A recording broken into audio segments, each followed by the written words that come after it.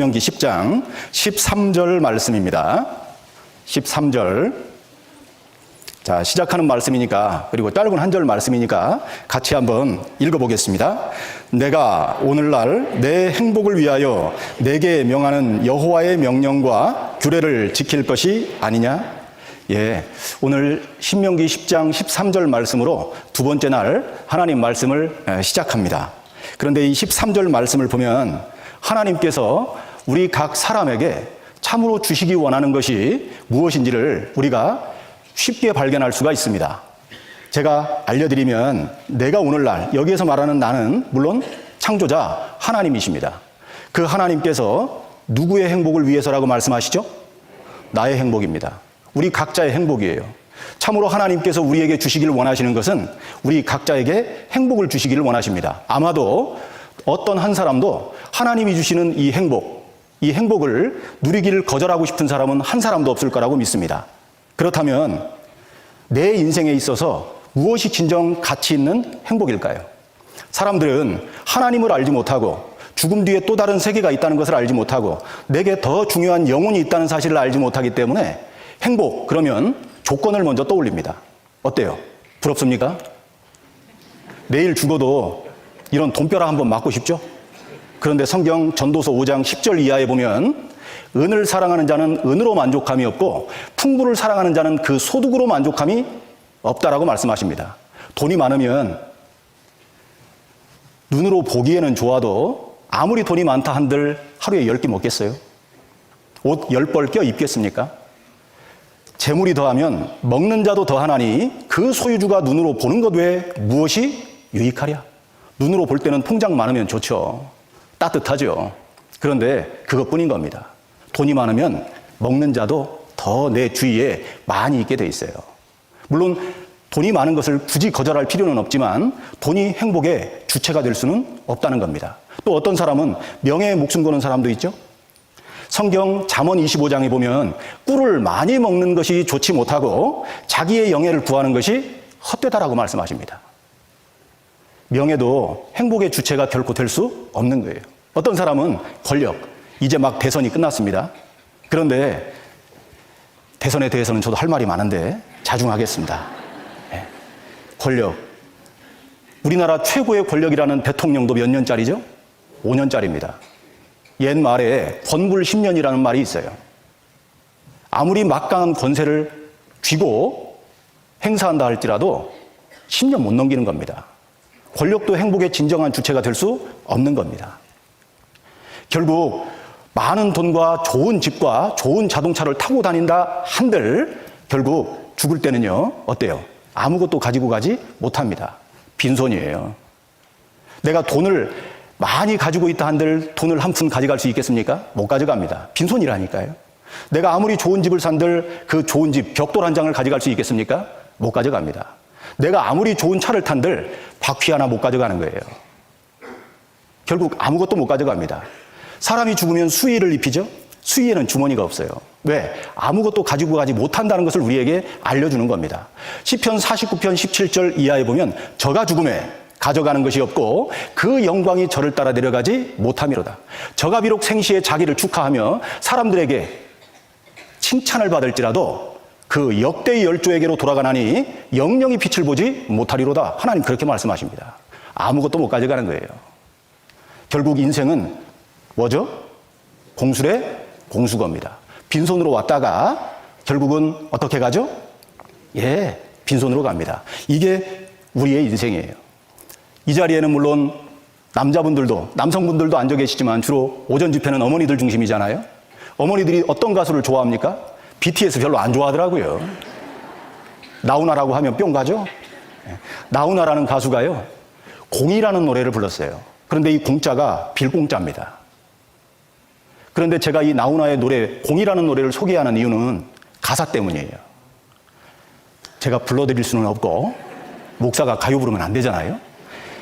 이 후렴구에 있는 내용이 우리의 인생을 함축하고 있습니다. 100년도 힘든 것을 1000년을 살 것처럼 살다 보면 알게 돼 버린다는 의미를, 내가 가진 것들이 모두 부질없다는 것을. 공감하십니까? 또 두 번째 후렴구는 어떻죠? 100년도 힘든 것을 1000년이 살 것처럼 살다 보면 알게 돼. 비운다는 의미를 첫 번째 후렴구에는 버리고 두 번째 후렴구에는 비우는 겁니다. 내가 가진 것들이 모두 어떻대요? 꿈이었다는 것을. 정말 우리는 이런 가사를 보면 내 인생을 짧은 그 가사 속에 함축하고 있는 듯한 느낌이 들어서 공감이 되는 게 사실입니다. 물론 이 세상에서는요, 약간의 차이가 있습니다. 어떤 차이겠어요? 욥기 21장 23절을 보면 두 종류의 사람이 등장합니다. 어떤 사람은 죽도록 기운이 충실하여 평강하고 안일합니다. 그리고 그 그릇에는 젖이 가득하며 그 골수는 윤택하였고, 어떤 사람의 인생이 그려집니까? 금수저요, 금수저. 그렇죠? 우리는 이 땅에 살 때는 나름대로의 격차가 있는 것 같아요. 어떤 사람은 금수저로 태어나고 어떤 사람은 흙수저로 태어납니다.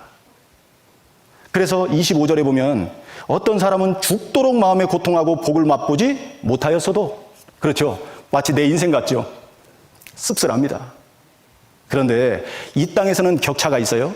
금수저가 있고 흙수저가 있고, 처음부터 건강하게 태어난 사람이 있고 아주 병약하게 태어난 사람도 있습니다.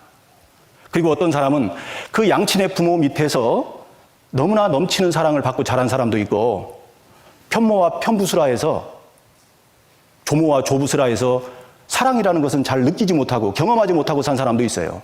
차이가 있습니다. 그런데 이 땅에서의 잠깐 차이는 있지만 결국 모든 사람에게는 죽음이 찾아옵니다. 죽을 때는 어때요? 욥기 21장 26절에 보면 이 둘이 일반으로 흙 속에 눕고 그 위에 구더기가 덮이는구나. 죽을 때는요, 쌤쌤이라는 거예요, 쌤쌤. 그렇지 않습니까? 결국 이 그림자 같은 헛된 인생 속에서 내 인생에게 참으로 무엇이 낙인지를 정확하게 깨닫고 살아가는 사람이 그 헛된 인생을 의미 있는 인생으로 바꾸는 삶입니다. 전도서 6장 12절에 보면 잘 나타나 있습니다. 헛된 생명의 모든 날을 그림자같이 보내는 일평생에 사람에게 무엇이 낙인지 누가 알며, 참으로 그림자 같은 헛된 인생 속에서 사람에게 무엇이 낙인지 누가 알겠어요? 무엇이 최선의 삶일까요? 더군다나 그 신후의 해 아래서 무슨 일이 있을 것을 누가 능히 그에게 고하리오 그랬습니다. 신후라는 얘기는 무슨 얘기죠? 죽음 뒤에 그 뜻입니다. 죽음 뒤에 해 아래서 무슨 일이 있을 것을 누가 능히 그에게 고하리오. 참으로 모든 인생은 분명히 누려야 되는 낙이 있습니다. 그 낙은 신후의 일을 말할 수 있는, 죽음 뒤의 일을 말하실 수 있는 그 하나님을 성경을 통해서 만나서 내 영혼의 문제를 해결하는 것에 달려 있어요. 내 육신의 축복보다 영혼의 축복이 훨씬 가치 있고 중요한 겁니다. 그것이 모든 인생이 누려야 될 진정한 낙, 즐거움이에요. 이 사람 아십니까? 아시는 분들도 있겠죠? 네, 제법 우리나라에서는 유명하신 분입니다. 철학자 박이문이라고 하는 분이에요. 물론 지금은 작고하셨습니다. 이 박이문 씨가요, 프랑스에서 젊은 시절에 유학을 할 때 인생에게 행복이란 무엇일까를 고민하다가 그 행복이 경멸의 대상으로 바뀝니다. 그래서 자기의 자서전에 보면 행복을 경멸했다라고 써 있어요. 그런데 점점 나이를 먹으면서 그 인식이 조금씩 바뀝니다. 어떻게 바뀌었는지 한번 볼까요? 나는 행복을 경멸한다라고 쓴 바가 있다. 그러나 시간이 지나 나의 인생관이 좀 달라졌답니다. 어떻게 바뀌었는지 한번 보겠습니다. 행복이라는 개념을 관능적인 쾌락이라는 뜻과는 전혀 다른, 관능적인 쾌락이 무엇을 말하죠? 내 육신의 즐거움과 쾌락을 이야기하는 겁니다. 그것이 행복이 아니라 영혼의 환이라는 뜻으로 해석할 때 말이다. 육신의 즐거움과 육신의 쾌락이 행복이 아니라 영혼의 환희, 참으로 영혼이 즐거울 수 있는 그것이 진정한 행복이라는 결론에 도달한 거예요. 그래서 어떻게 이 영혼의 즐거움, 영혼의 환희를 맛볼 수 있을까를 고민합니다. 그런데 찾았을까요? 인생의 답을 찾아 평생 헤맸지만 결국 답이 없다는 답을 얻었다. 말장난하고 있죠? 네. 인생의 답을 찾아 평생 헤맸지만 결국 답이 없다는 답을 얻었답니다. 이분은 영혼의 환희가 행복의 주체라고 하는 것을 알았지만 어떻게 그 영혼의 환희를 경험하고 맛볼 수 있는지, 내 것으로 삼을 수 있는지에 대한 답은 얻지 못했습니다. 또 이 사람은 누굴까요? 너무나 유명한 분이죠.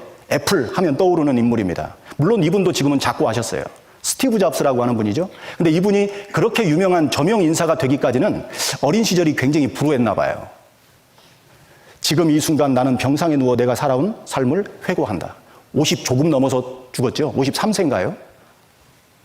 아마 미혼모 밑에서 자랐는가 보죠. 나를 버렸던 말라깽이 미혼모. 그리고 난 뒤에 그분이 병상에서 이런 말을 남겨요.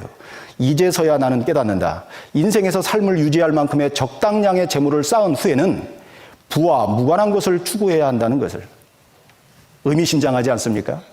적당량의 재물을 쌓은 후엔 그 부와 무관한 것을 추구해야 한답니다.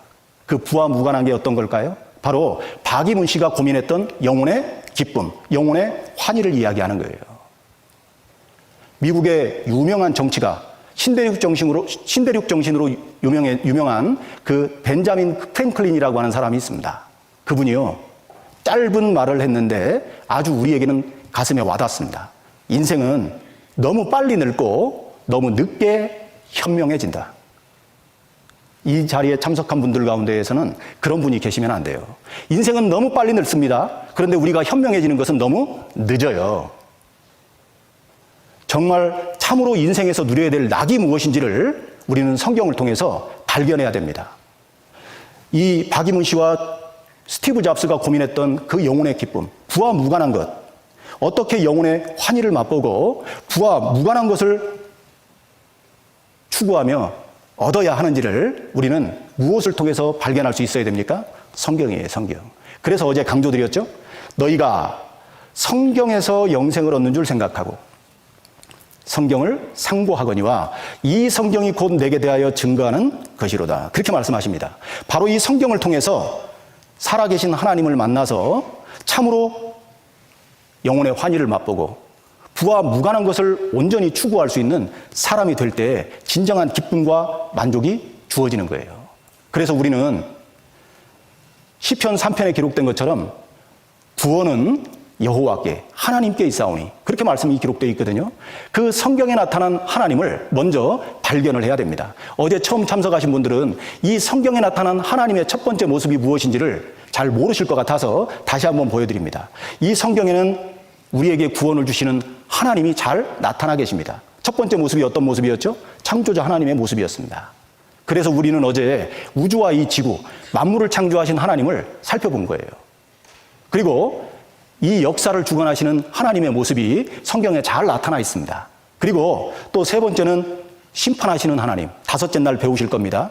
그 심판자 하나님의 모습이 잘 나타나 있고 마지막 여섯째 날 구원자 하나님의 모습이 성경에 잘 나타나 있습니다. 오늘은 이 두 가지에 대해서 배우실 겁니다.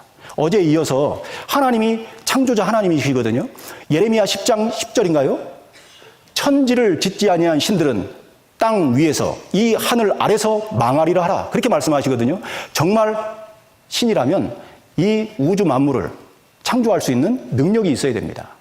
그런데 하나님은 성경에 당신이 창조자 하나님이라고 선포하고 계시는 거예요. 특히 하나님께서 모든 만물을 창조하실 때 가장 최고의 걸작품으로 창조한 대상이 있습니다. 그 대상이 누굴까요? 바로 이 자리에 앉아 계신 여러분들입니다. 하나님은 분명한 창조의 목적을 가지고 계십니다. 하나님이 이 대우주와 지구, 그리고 그 지구 안에 많은 동식물들을 창조한 목적이 무엇인지 아세요? 나 때문이에요. 사람만큼 소중한 존재는 없습니다. 천지지간 모든 만물 중에 유인이, 사람이 최고로 귀한 거예요. 그래서 하나님이 창조한 모든 피조세계는 결국 다 사람에게 초점이 맞춰져 있습니다. 이사야서 45장 18절에도 보면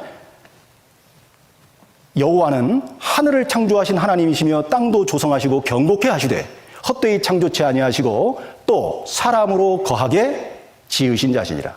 모든 창조의 초점은 누구에게 맞춰져 있을까요? 사람에게 맞춰져 있습니다. 자, 여기 보겠습니다. 창세기 2장 7절을 보면 하나님이 나를 어떻게 만드셨는지가 잘 나타나 있습니다. 여호와 하나님이 흙으로 사람을 지으시고 생기를 그 코에 불어넣으시니 사람이 생령이 된지라. 사람을 무엇으로 만들었다고요?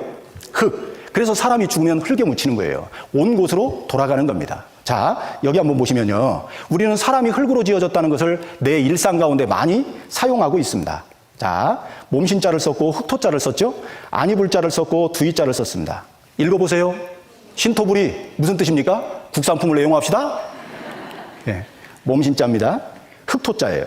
몸과 흙은 둘이 아니다. 그럼 몇 개라는 얘기입니까?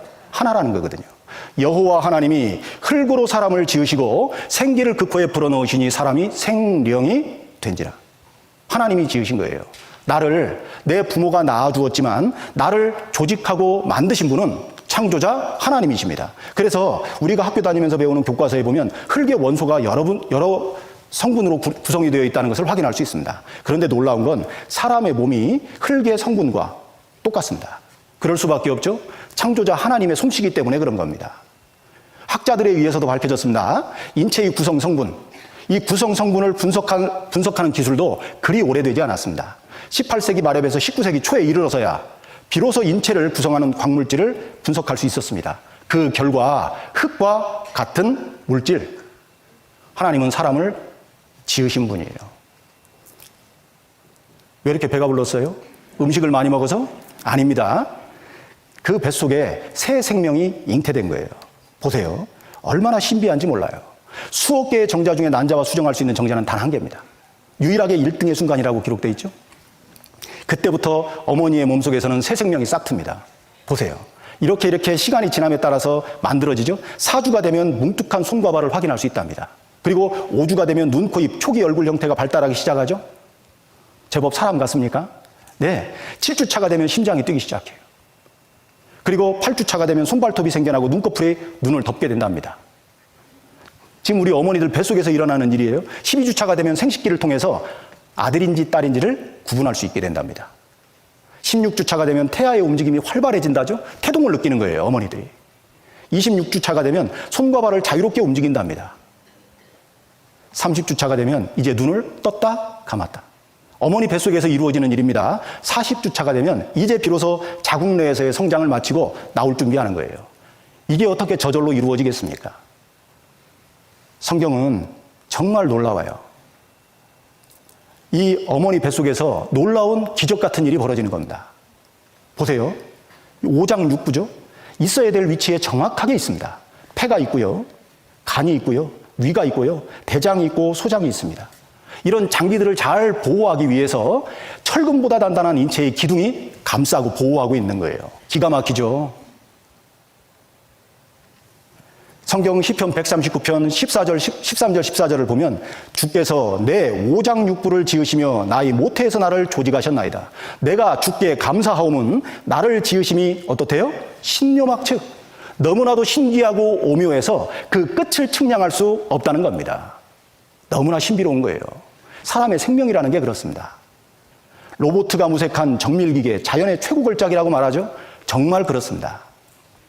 사람이 인위적으로 만든 것하고는 비교할 수가 없는 거예요. 그런데도 사람들은 사람이 만든 로봇입니다. 이게 막 움직이면요, 그렇게 신기하고 좋아해서 박수 쳐요. 제가 볼 때 별것도 아닌데. 하나님이 만든 사람은 어떻죠? 너무 자연스럽잖아요. 여러분들 보시기에 어떻습니까? 사람이 만든 로봇이 신비롭습니까? 하나님이 창조한 사람이 신비롭습니까? 이 손가락이 다 다르잖아요. 자기 손가락 한번 펴보세요, 손바닥. 예, 길이가 다 다르죠? 근데 뭐 집으려고 하면 참 모아져요. 기가 막힙니다. 우리가 조금만 생각하면 사람이 만든 로봇이 신비로운지 하나님이 창조한, 하나님이 조직한 사람이 신비로운지를 금방 알 수 있어요. 하나님이 창조한 사람이 얼마나 신비로운지를 짤막한 영상 하나 보여드릴까요? 사람은 놀라운 능력이 있습니다. 물론 하나님이 주신 거예요. 자, 보겠습니다. Play Wish You a Merry Christmas. Wish you a Merry Christmas on the bounce piano. Right. The bounce piano.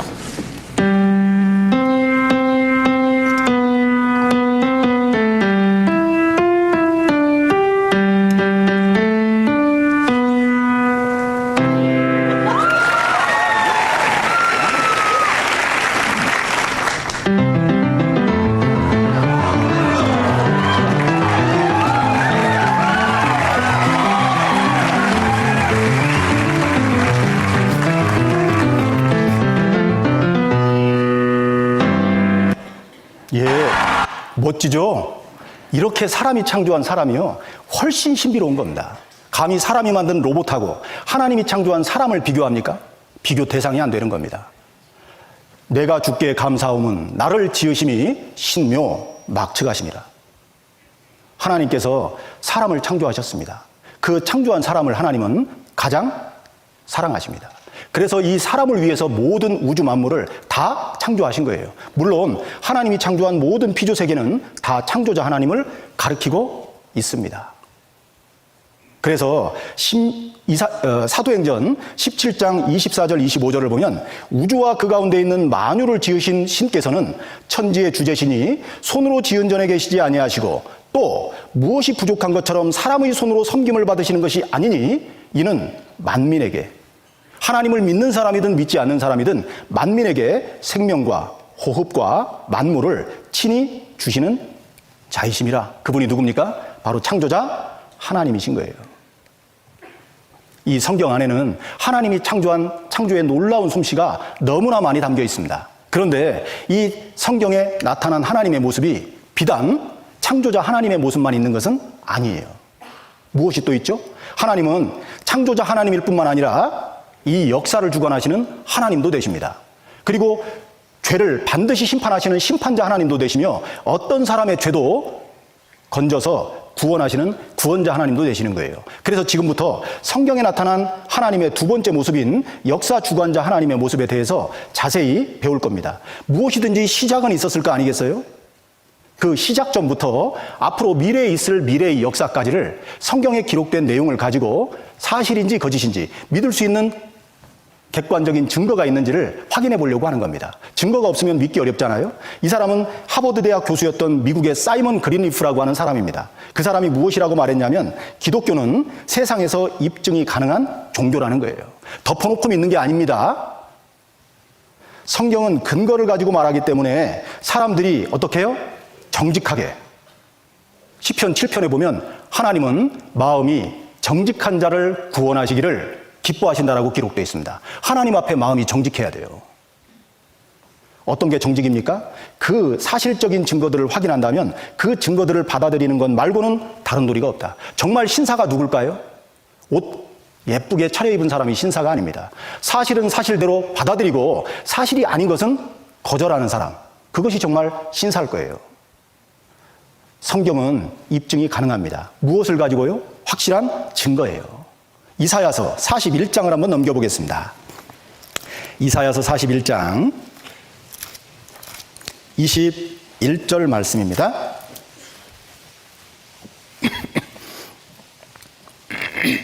(41장 21절) 제가 읽어드리겠습니다. 나 여호와가 말하노니 너희 우상들은 소송을 일으키라. 야곱의 왕이 말하노니 너희는 확실한 증거를 보이라. 자, 앞에 보겠습니다. 자, 앞에 보세요. 앞에를 보시니까 훨씬 더 예뻐 보입니다. 마스크 다 뚫어서 보여요. 나 여호와가 말하노니 너희 우상들은, 우상은 뭐가 우상이죠? 신이 아닌데 신이라고 주장하는 것들이 우상입니다. 정말 그 우상이 신이라면 하나님과 소송해보자, 그 얘기입니다. 무엇을 가지고요? 그 중심에 확실한 증거를 가지고 말입니다. 우리는 증거를 통해서 사실을 사실대로 받아들일 수 있는 것 아니겠습니까? 그 확실한 증거로 성경은 무엇을 말씀하는지를 한번 그 뒤에를 제가 읽어드리겠습니다. 22절, 23절 말씀인데요. 장차 당할 일을 우리에게 진술하라. 또 이전 일에 어떠한 것도 고하라. 우리가 연구하여 그 결국을 알리라. 혹 장래사를 보이며 후래사를 진술하라. 너희의 신됨을 우리가 알리라. 만약 우상이 신이라면 신이라는 확실한 증거를 보이라는 거죠. 어떤 증거입니까? 이전 일에는 어떤 일이 있었는지, 장래일은 어떤 일이 있을지 말해보라는 겁니다. 말할 뿐만 아니라 주장은 누구나 할 수 있잖아요. 그 주장이 사실로 입증되려면 증거가 있어야 된다는 거예요. 하나님은 이전 일에 어떠한 것도 성경에 고하고 있고 장차 당할 일도 우리에게 성경을 통해서 진술하고 계십니다. 그리고 그것이 사실임을 확실한 증거를 통해서 입증하셔요. 얼마나 놀라운지 모릅니다. 이 하나님의 말씀은, 이 성경은 하나님의 말씀입니다. 곧 하나님 자신을 증거하는 책이에요. 그런데 이 성경에는 과거 역사, 이전 일에 어떠한 것이 기록되어 있고 미래 역사, 앞으로 장차 당할 일도 기록되어 있습니다. 과거 역사는, 이전 일은 증언을 통해서 입증할 것이며 미래 역사는 기록된 대로 성취되는 성취함을 통해서 사실임을 입증한다는 거예요. 얼마나 확실합니까? 신명기 18장도 한번 보시겠습니다. 신명기 18장 21절 말씀입니다. 18장 21절 제가 읽어드리겠습니다. 내가 혹시 심중에 이르기를 그 말이 여호와의 이르신 말씀인지 우리가 어떻게 알리요 하리라. 자, 누구나 다 이런 마음이 있을 거예요. 저도 처음부터 하나님 믿지 않았습니다. 이 성경 말씀 사람이 지어낸 책이라고 생각도 했어요. 누구나 다 성경을 접하기 전에는 이런 마음이 다 있을 수 있습니다. 네가 혹시 심중에 이르기를 그 말이, 그 성경 말씀이 여호와의 이르신 말씀인지 아니면 사람이 지어서 한 말인지 우리가 어떻게 알리요? 그런 마음이 있잖아요. 하나님은 우리가 이런 의구심을 품을 줄 알고 어떻게 하나님 말씀인지를 우리에게 알려주십니다. 그 뒤에 22절 말씀을 보면 만일 선지자가 있어서 여호와의 이름으로 말한 일에 증언도 없고 성취함도 없으면 이는 여호와의 말씀하신 것이 아니요 그 선지자가 방자히 한 말이니 너는 그를 두려워 말라고 말씀하십니다. 정말 선지자가 방자히 한 말이 아니고 살아계신 하나님께서 말씀하신 것을 받아 쓴 책이라면 증언도 있어야 되고 성취함도 있어야 된다는 겁니다. 증언은 뭡니까? 밑에 제가 친절하게 써놨죠? 과거의 사건 기록이 사실로 밝혀진 것, 그게 증언입니다. 성취함은 뭘까요? 미래에 일어날 사건에 대한 예언이 기록된 대로 이루어지는 것이 성취함입니다. 바로 이 증언과 성취함, 곧 이전 일의 어떠한 것과 장차 당할 일을 통해서 이 성경 말씀이 하나님의 말씀이고 사실인 것을 오늘 여러분들에게 입증해 드릴 거예요. 성경은 인류가 어디에서 어떻게 시작했는지를 분명하게 말씀하십니다. 우리가 신화나 전설로만 알고 있었던 무엇이죠? 에덴 동산. 들어보셨습니까? 교회 안 다녀본 분들도 에덴 동산이라고 하는 말은 아마 한두 번쯤은 들어보셨을 겁니다. 바로 이 에덴 동산이 인류 역사의 시작점입니다. 성경 창세기 2장입니다. 이전 역사를 알아봅니다. 창세기 2장 8절 말씀입니다. 2장 8절 말씀입니다. 제가 읽어드리겠습니다. 여호와 하나님이 동방의 에덴에 동산을 창설하시고 그 지으신 사람을 거기 두시고. 지금 2장 8절 말씀은 여호와 하나님이 동방의 에덴에 동산을 창설하셨대요. 자, 여기 한번 보겠습니다. 성경은 하나님이 보시는 인류의 역사책입니다. 그런데 지금 우리는 2022년도를 살고 있지만 지금으로부터 약 3,500년 전 성경인 창세기에 인류의 첫 시작점인 에덴 동산에 대해서 말씀하고 있는 거예요. 자, 여기 한번 보시면은요. 자, 이전 일, 과거 역사 그랬습니다. 역사는 어디서 어떻게 시작되었을까? 다 궁금하잖아요. 시작은 있었을 거 아니겠습니까? 그런데 우리가 금방 찾은 말씀에 보면 여호와 하나님이 동방의 에덴의 동산을 창설하시고 그 지으신 아담과 하와 사람을 거기 두셨다라고 말씀하십니다. 그리고 10절 이하에 보면 에덴 동산이 어디인지를 정확하게 알 수 있는 증거를 남겨놓으셨어요. 제가 읽어드리겠습니다. 강이 그랬습니다. 에덴에서 발원하여 동산을 적시고 거기서부터 갈라져 네 근원이 되었으니 네 개의 강이 있었다는 겁니다. 그 네 개의 강을 통해서 인류의 첫 시작점 에덴 동산이 어디인지를 우리는 분명하게 알 수 있습니다. 그리고 첫째 강의 이름을 기록해 놓고 계시죠? 비손이라. 금이 있는 하윌라 온 땅에 둘렸으며, 하윌라 아라비아의 어원이에요. 사우디 쪽으로 흘렀다는 뜻을 말하는 겁니다.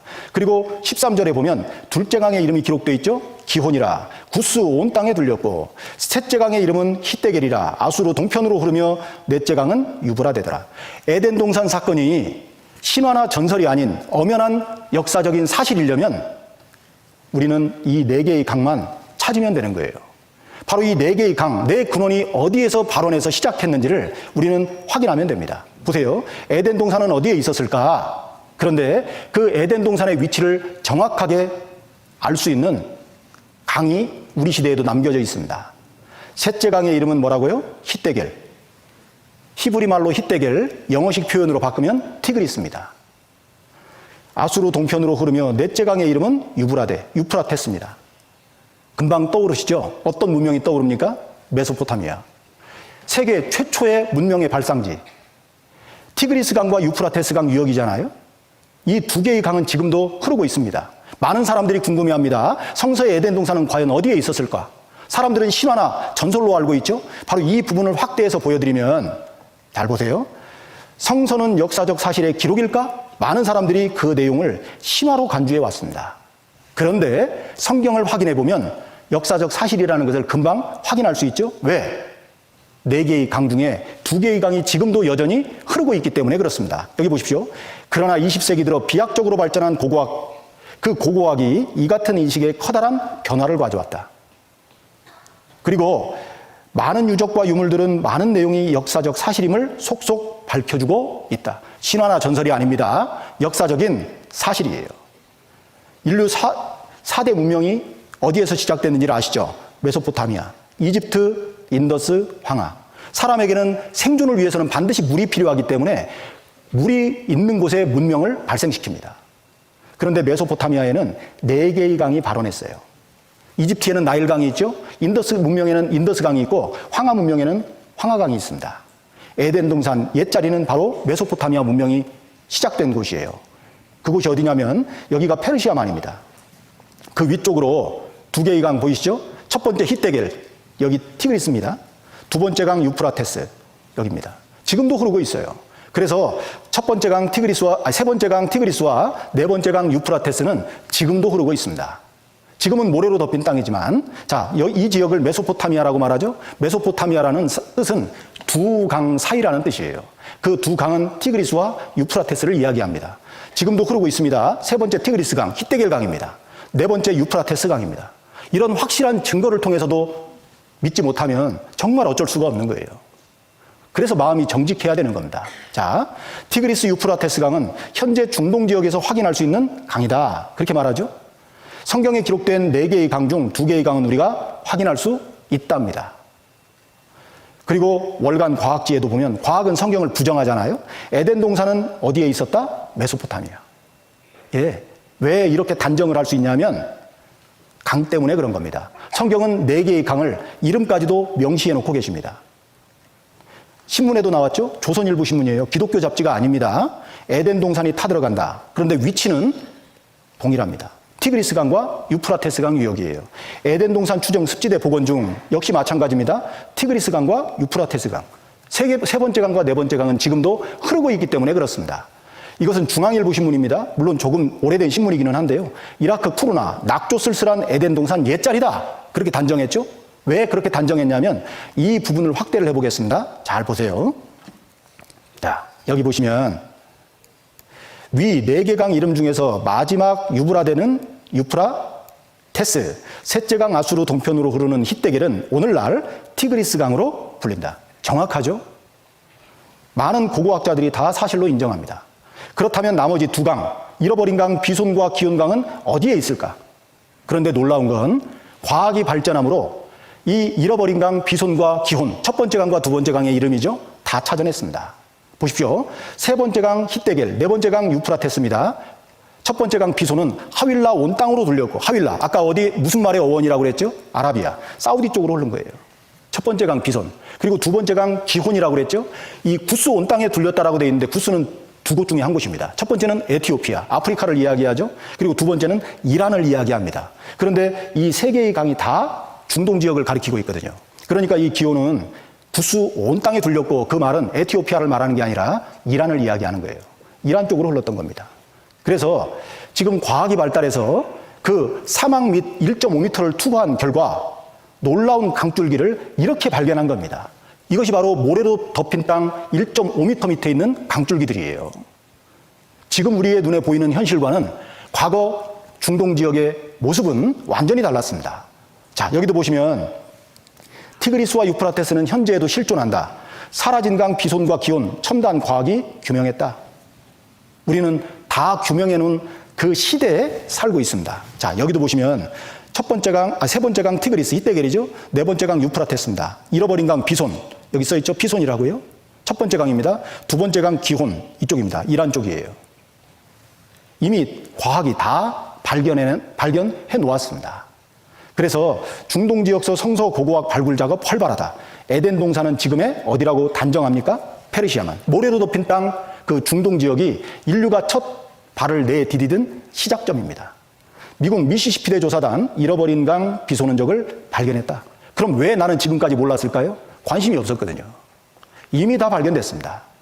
이러한 에덴의 위치가 현대 고고학 발달에 힘입어 나머지 2강을 발견함으로 정확하게 어디인지가 추정된 겁니다. 그곳이 어디입니까? 바로 페르시아만입니다.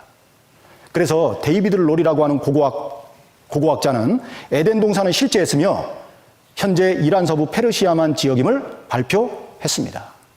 지금은 모래로 덮여 있지만 그곳은 과거에 첫사람 아담과 하와가 역사를 시작했던 시작점이었어요. 자, 바로 네 개의 강이 에덴 동산의 위치가 어디인지를, 그리고 성경에서 말하는 에덴 동산 사건이 신화나 전설이 아닌 역사적인 사실이라고 하는 것을 입증해 줍니다. 그래서 에덴 동산 옛자리는 지금의 페르시아만, 곧 모래로 덮인 중동 지역입니다. 교회 다니는 사람들도요, 성경을 모르니까 에덴 동산 하면 어때요? 우주 어디 한 곳에 하나님이 좋은 곳을 만들어 놨는 줄 알아요. 교회를 다니고 하나님을 믿는 사람들조차도 이 에덴 동산을 사실로 받아들이지 않는 사람이 굉장히 많이 있습니다. 우리는 그런 마음을 하나님 앞에 정직하게 고백해야 돼요. 그리고 이런 확실한 진리를 받아들일 수 있는 마음의 준비가 갖춰져야 됩니다. 자, 영상을 통해서도 확인하겠습니다. 성경에 따르면 에덴 동산은 4개의 강이 시작되는 원리에 자리 잡고 있다. 4강 중 둘은 오늘날에도 동일한 이름으로 불리는 티그리스 강과 유프라테스 강이다. 4개 중 둘은 알려져 있는데 문제는 나머지 2강이 어디에 있느냐 하는 겁니다. 나머지 2강인 기혼강과 비손강은 현대 지도에는 나와 있지 않다. 자린스 박사는 훨씬 더 남쪽으로 내려가서 유프라테스와 티그리스 강이 페르시아만과 합류하는 지점을 후보지로 꼽고 있다. 중동의 위성 사진을 보면 지금은 말라버렸지만 한때는 아라비아 북부에서 메마른 골짜기들을 따라 흐르던 강의 흔적이 나타난다. 자린스 박사는 이 강이 비손강이라고 주장하고 있다. 네 번째 강인 기호는 페르시아만으로 흘러드는 오늘날의 카룬강이다. 따라서 에덴 동산은 현재 바닷속에 잠겨 있다는 것이 자린스 박사의 결론이다. 지질조사 결과 7천년 전엔 페르시아만이 지금과 같은 바다가 아니었다는 게 밝혀졌다. 그곳은 맑은 강과 겨울이 흐르고 녹음이 우거진 골짜기였다.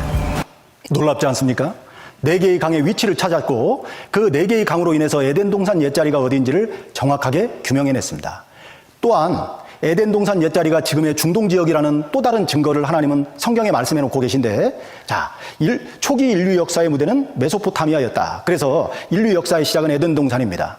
그리고 그 에덴 동산에 무엇이 있었는지를 하나님은 성경에 기록하고 있거든요. 그것이 바로 석유입니다. 지금의 중동 지역, 곧 에덴 동산 옛자리, 그곳에 엄청난 양의 석유가 존재하거든요. 보세요. 에스겔서 31장 16절에 보면 에덴의 모든 나무, 곧 레바논에 뛰어나고 아름다운 나무들로 지하에서 위로를 받게 하였느니라는 말씀이 있습니다. 지금으로부터 약 2600년 전 성경인 에스겔서 성경에서는 에덴의 모든 나무가 지하에서 위로를 받는다는 말씀을 기록하고 있거든요. 이게 무슨 얘기냐? 하나님께서 창조한 아담과 하와, 첫사람 아담과 하와가 범죄함으로 말미암아 에덴 동산에서 쫓겨납니다. 그리고 아담과 하와를 위해서 시작한 그 에덴 동산을 하나님께서 땅속에 묻어버린 거예요. 그 울창했던 에덴 동산의 동식물들의 유해가 땅속으로 매몰돼서 열과 압력에 의해서 만들어진 것이 무엇입니까? 석탄과 석유예요. 자, 보세요. 이러한 석유 세계 매장량의 47.7%가 어디에 집중되어 있다라고 말합니까? 중동 지역입니다. 제가 학교 다닐 때는요, 약 70%가 매장이 되어 있다라고 배웠어요.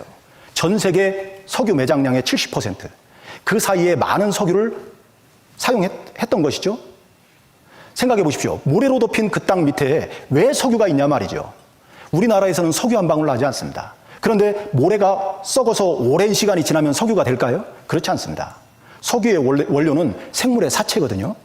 그렇다면 어떻게 이런 엄청난 양의 석유가 황량한 사막 지역인 중동에 매장되어 있을까요? 보세요. 주위가 다 온통 모래 천지잖아요. 어떻게 이 땅 밑에서 지구 매장량의 70%, 47.7%가 매장이 되어 있겠습니까?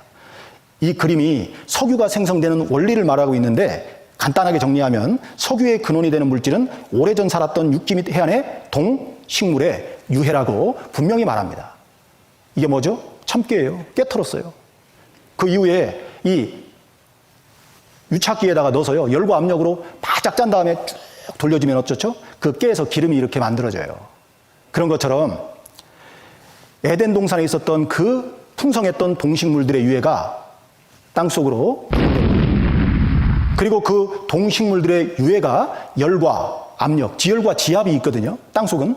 그로 인해서 만들어진 게 원유입니다. 그것을 우리는 빼서 사용하는 거예요. 우리나라에서 주로 수입해서 쓰는 원유가 뭡니까? 두바이유예요. 두바이유. 우리도 어떻게 보면 에덴 동산 옛자리에 있는 동식물들의 유해를 원료로 사용하고 있는 겁니다. 보세요. 석유의 생성 원리 그랬죠? 석유의 원료는 생물의 사체라고 분명하게 말합니다. 그래서 에스겔서 31장 18절에도 보면 내가 에덴 나무와 함께 지하에 내려갈 것이요. 에덴 동산이 지하로 내려간다는 말씀이 에스겔서 31장 16절에도 18절에도 반복적으로 기록되어 있습니다. 바로 이곳 보세요. 에덴 동산 옛자리에는 이렇게 연필심이요. 가득가득 그려져 있어요. 이 연필심이 다 무엇을 하는 장소일까요? 유전입니다. 유전. 기름 빼는 장소예요. 땅만 파면 기름이 나오는 거예요. 그러니까 기름값이 리터당 여기는 10원입니다. 10원. 거저주기 뭐하니까 10원이라도 받는가 봐요. 지금 우리 유가가 엄청나게 올랐죠? 거의 뭐 2,000원에 육박합니다. 그런데 이곳에서는 너무 흔하기 때문에 10원밖에 안 받아요.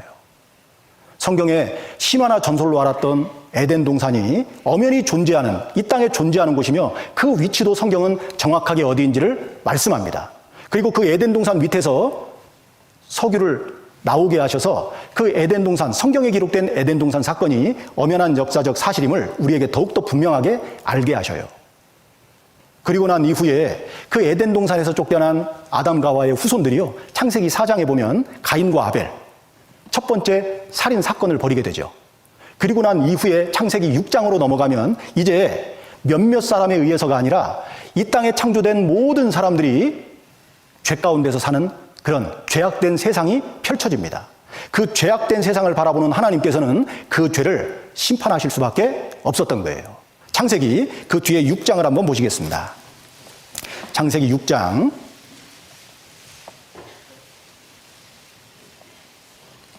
5절부터 7절까지 말씀입니다. 화면을 보셔도 되겠습니다. 5절부터 7절까지를 제가 읽어드리겠습니다.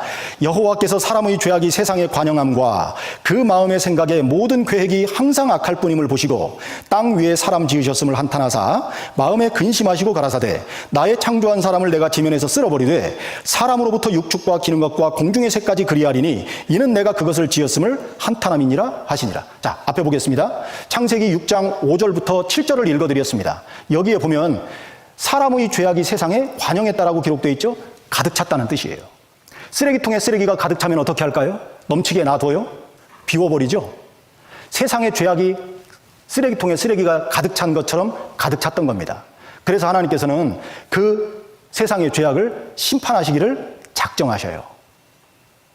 누구를 통해서요? 13절에 보면 노아라는 인물을 통해서요. 하나님이 노아에게 이르시되 모든 혈육 있는 자의 강포가 땅에 가득하므로 그 끝날이 내 앞에 이르렀으니 내가 하나님이 이 땅에 창조한 사람들을 땅과 함께 어떻게 한대요? 멸하리라, 심판하리라. 바로 이렇게 말씀하십니다. 바로 이것이 성경에 기록된 노아 홍수 심판입니다.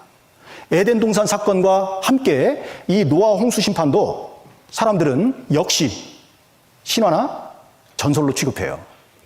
다시 한번 강조드리지만 성경에 기록된 어떤 사건도 신화나 전설은 없습니다. 다 엄연한 역사적인 사실이에요.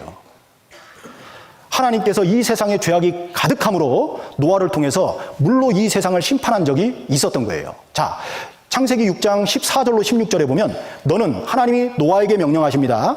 잣나무로 너를 위하여 방주를 짓되, 방주는 배와는 조금 성격이 다르죠. 배는 목적지를 향해서 가기 위해서 존재하는 거라면 이 방주는요, 잘 떠있기만 하면 됩니다. 방주를 짓되 그 안에 간들 사이를 막고 역청, 아스팔트의 찌꺼기입니다. 역청으로 그 안팎에 칠하라. 그리고 그 방주의 설계도를 말씀하십니다. 장이 300규빗, 길이가 300규빗입니다. 300규빗이라고 하는 것은 성인의 손가락 끝부터 팔꿈치까지의 길이를 말한다고 합니다. 규빗이라는 단위가요. 약 50cm 정도 되는데요. 300규빗 곱하기 해보면 3, 5, 15, 약 150m 정도의 길이가 되죠.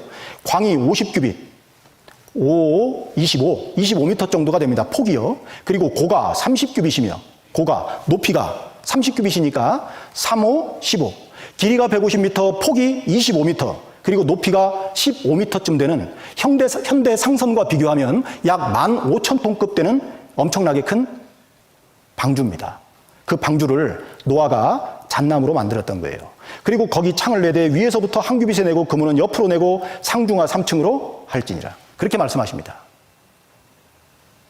자, 여기 보세요. 하나님께서 명하신 방주의 제도 그랬습니다. 재료는 잣나무입니다. 그리고 상중하 3층으로 되어 있고요. 방수제는 역청, 아스팔트 찌꺼기입니다. 물이 들고 나가는 것을 막는 거예요. 방주의 크기가 나오죠. 길이는 150m, 넓이는 25m, 높이는 15m쯤 되는 축구장의 크기보다 더 큰 엄청나게 큰 배입니다. 물 위에 잘 떠 있기만 하면 되죠. 노아는 이 방주를 만들었던 겁니다. 그리고 하나님은 노아에게 말씀하셨어요. 창세기 6장 17절에 보면 내가 하나님이 홍수를 땅에 일으켜 무릇 생명의 기식 있는 육체를 천하에서 멸절하리니 땅에 있는 자가 다 어떻게 된대요? 죽으리라. 땅에 있는 자가 다 죽습니다. 이것이 바로 하나님이 선포한 홍수 심판입니다. 자, 창세기 7장 17절로 19절에 보면 홍수가 땅에 40일을 있었는지라 물이 많아져 방주가 땅에서 떠올랐고 물이 더 많아져 땅에 창이라며 방주가 물 위에 떠다녔으며 물이 땅에 더욱 창이라며 천하의 높은 산이 어떻게 됐대요? 다 덮였답니다. 천하의 높은 산이 다 덮였으니까 사람이 살 수 있을까요? 없을까요? 당연히 못 살죠. 그래서 어떻게 됐죠? 22절에 보면 육지에 있어 코로 생물의 기식을 호흡하는 것은 다 죽었더라. 방주에 탄 노아의 8식구 외에는 코로 호흡하는 것은 다 죽었습니다. 비록 실제 노아 홍수 심판에 비하면 조족지혈이겠지만 그래도 비교적 노아 홍수 심판이 어떻게 일어났는지를 잘 보여주는 영상이 있어서요. 짤막하니까 하나 보여드리겠습니다.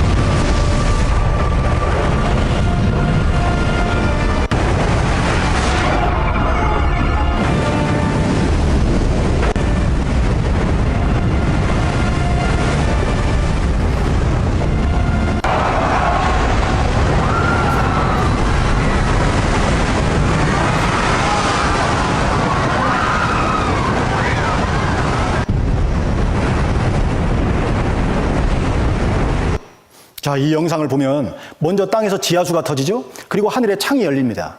성경에 그 순서대로 이 세상이 물로 한번 덮였거든요. 그래서 천하의 높은 산이 다 덮여서 코로 호흡을 하는 모든 사람이 다 죽었던 겁니다. 이것이 그 유명한 창세기 6장부터 8장에 기록된 노아 홍수 심판입니다. 많은 사람들이 성경을 부정하고 이 노아 홍수 심판 또한 신화나 전설쯤으로 여기지만 역시 이 노아 홍수 심판도 역사적인 사실이라는 확실한 증거가 있어요. 그 증거 중에 가장 확실한 증거는 노아가 만든 방주입니다. 그 방주가 현실로 존재한다면 우리는 이 노아 홍수 심판 또한 사실로 받아들일 수밖에 없을 거예요. 그런데 성경에서는 이 지금으로부터 약 4,500년 전에 노아가 잣나무로 만든 방주가 어디에 존재하는지를 성경은 말씀하고 있다는 겁니다. 창세기 8장 한번 넘겨보겠습니다. 창세기 8장입니다.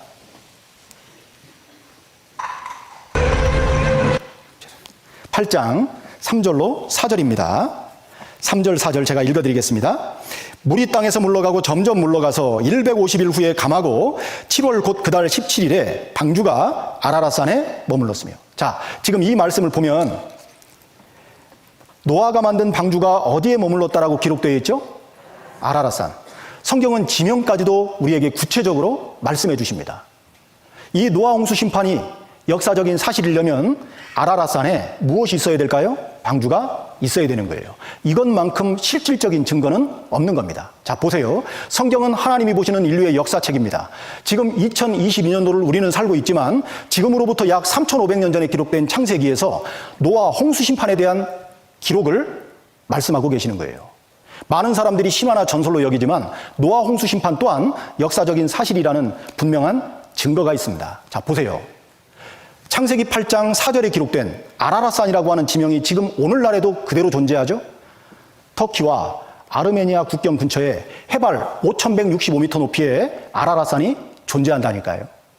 그리고 더 놀라운 건 그 아라라산 위에 노아가 만든 방주가 존재합니다. 자, 보세요. 터키라고 하는 나라가 있죠? 그리고 아르메니아라고 하는 나라가 있습니다. 그 사이에 5,165m 아라라산, 지명도 변하지 않았습니다. 자, 이것이 지금 우리가 볼 수 있는 아라라산의 모습입니다. 해발 약 3,000m 이상은 늘 만년설로 덮여 있어요. 왜 그토록 오래전에 만든 노아의 방주가 지금도 실존할 수 있는지 아십니까? 하나님께서 얼음 산정에 보존하고 계셨기 때문에 그래요. 놀라운 방법입니다. 자, 터키의 아라라산입니다. 해발 5,165m. 노아 방주 묻힌 곳 그랬죠? 터키 아라라산입니다. 각기 다른 시대에 다른 사람들이 이 아라라산에 올라가서 노아의 방주를 목격합니다. 역사적인 사실이에요.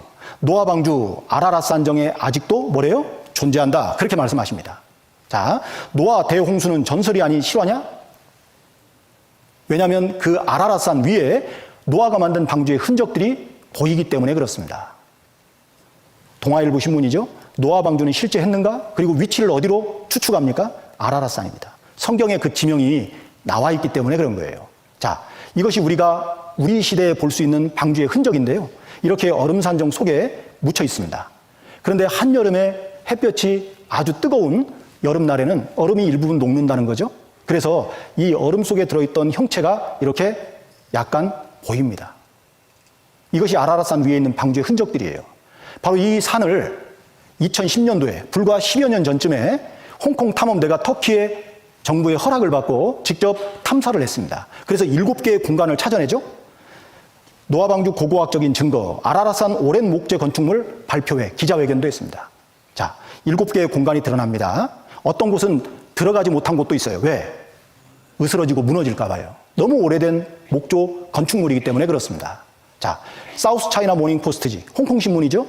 그 아라라산 위에 방주 조각, 나무를 떼내와서 기자회견에 발표하는 장면입니다. 사실 아라라산은요, 수목 한계선이 3,000m예요. 3,000m 이상에서는 나무가 살지 못합니다.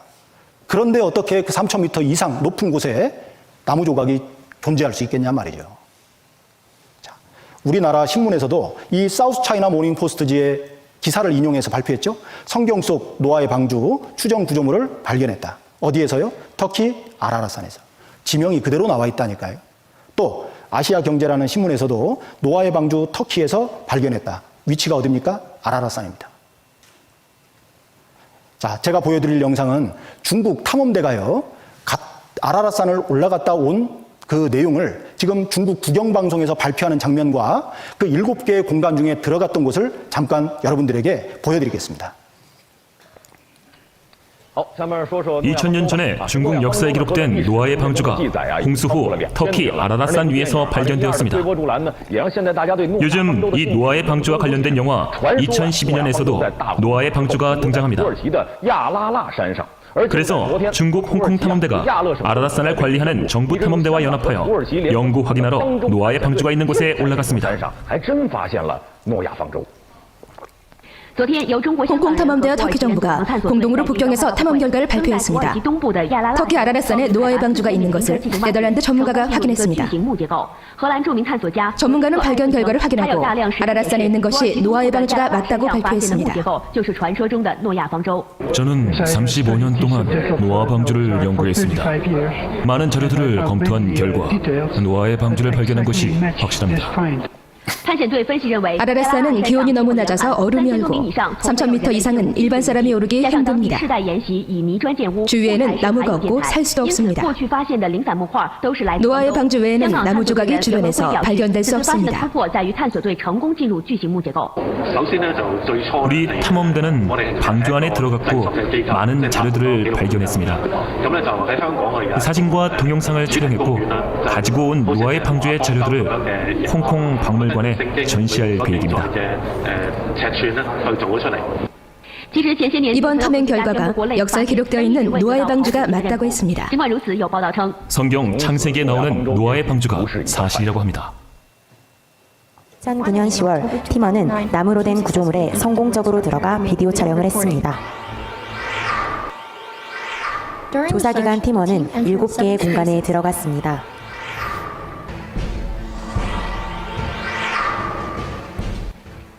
첫 번째 공간, 이곳은 첫 번째로 발견된 곳입니다. 나무로 된 벽이 확실히 보입니다. 이 공간은 방으로 사용되었을 수 있습니다. 나무입니다. 돌이 아니에요. 나무 소리가 들립니다. 두 번째 공간으로 지금 올라가 보겠습니다.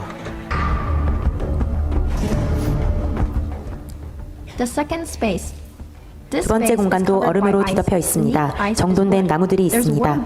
위에 나무 기둥이 있습니다. 나무 기둥 위에 나무못이 있습니다. 동물들을 보관하는 데 사용된 것으로 보입니다. 이후 다른 공간에서도 나무 기둥을 발견했습니다. 목재 구조물이 오랫동안 얼음과 화산암에 의해 덮여 있었던 것이 분명합니다. 세 번째 공간, 이 공간은 5m 정도로 높습니다. 몇 개의 나무 샘플이 수집되었습니다. 바닥을 두드리면 나무 소리가 났습니다. 바닥에서 나는 소리들은 그 아래에 또 다른 층이 있음을 암시합니다.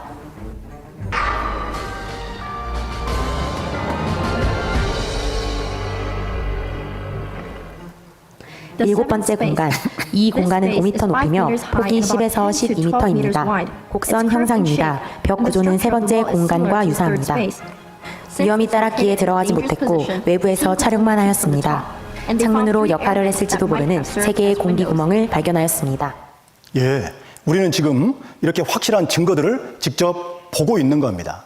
성경에 기록된 노아 홍수 심판 또한 역사적인 사실이라는 증거가 너무나도 많이 있는 거예요. 그 외에도 시편 104편 6절로 8절에 보면 옷으로 땅을 덮음같이 땅을 바다로 덮으시매, 옷으로 덮음같이 땅을 바다로 덮으시매, 물에 의해서 이 땅이 다 덮였다는 것을 말씀하고 있는 거죠. 물이 산들 위에 섰더니 주의 견책을 인하여 도망하며 주의 우레소리를 인하여 빨리 가서 주의 정하신 초소에 이르렀고, 이때 어떤 일이 벌어졌을까요? 대격변이 일어난 겁니다. 산은 오르고 골짜기는 내려갔나이다. 대지각 변동이 노아 홍수 심판 당시에 있었던 거예요. 그래서요, 그 대지각 변동으로 인해서 생겨난 많은 것들이 있죠. 특히 우리 시대에 너무나도 신기하고 놀라운 것들이 있습니다. 지금 여러분들이 화면으로 보는 이 우유니 소금 사막, 말 그대로 소금으로 이루어진 사막이에요. 사막. 동서로 약 120km, 120m가 아닙니다. 120km, 남북으로 100km 정도 되는 엄청나게 넓은 사막인데요.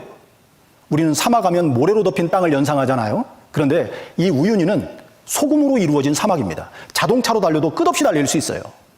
그런데 중요한 건 이 우유니 소금 사막이 어디에 있냐면 해발 고도 3,680m, 백두산보다도 높은 위치에 지금 이 우유니 소금 사막이 존재하는 거예요. 상상이 되십니까? 누가 이 높은 곳까지 소금 무더기를 지고 올라가서 뿌려놨겠습니까? 사람이 할 수 없는 일이잖아요. 무등산이 1,400고지 정도 되죠. 그 1,400고지 정도 되는 높은 산도 올라가기가 어려운데 지금 이곳은 3,680m, 2배 이상이 높습니다. 그 높은 곳에 120km 동서로요, 남북으로 100km. 우주 밖의 인공위성에서도 이 지구에 있는 우유니 소금 사막이 보일 정도로 넓은 지역입니다. 노아 홍수 심판 당시에 산은 오르고 골짜기는 내려갔나이다. 대지각 변동에 의해서 생겨난 거예요. 자, 보십시오. 여기가 바로 볼리비아 해발 약 3,700m 높이에 있는 우유니 소금 사막입니다. 자, 끝없이 펼쳐져 있죠? 눈에 보이는 모든 것이 다 소금이라고 보시면 돼요. 이게 다 소금 무더기입니다. 자, 이곳은 볼리비아 우유니 소금 호입니다. 눈이나 얼음처럼 보이는 것이 다 소금이지요. 그러면서 뭐라고 설명합니까? 이 일대도 아주 먼 옛날에는 바다였다가 지각 변동으로 말미암아 솟아오른 곳입니다. 산은 오르고 골짜기는 내려갔나이다. 노아와 홍수 심판 때 이 지구의 대격변, 엄청난 대격변이 있었던 거예요. 자, 잠깐 우인이 소금 사막 우리가 가보지는 못하니까 화면으로라도 좀 맛을 봐야 될 거 아니겠습니까? 자. 우주에서 내려다봤을 때도 눈에 들어오는 장엄한 공간. 남미의 볼리비아. 안데스 산맥 봉우리 사이로 흰 용단을 깔아놓은 듯한 곳.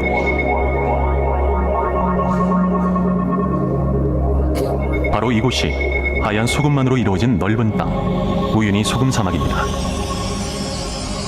동서로 120km, 남북으로 100km에 걸쳐 펼쳐진 우유니 사막.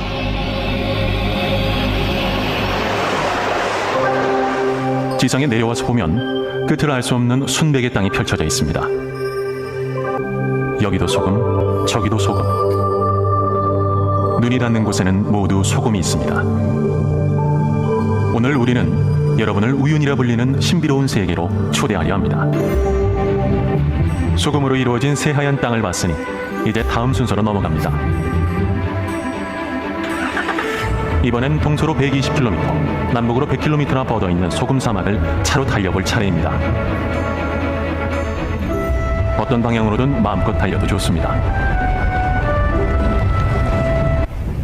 이제부터는 소금을 부숴서 쌓아야 합니다.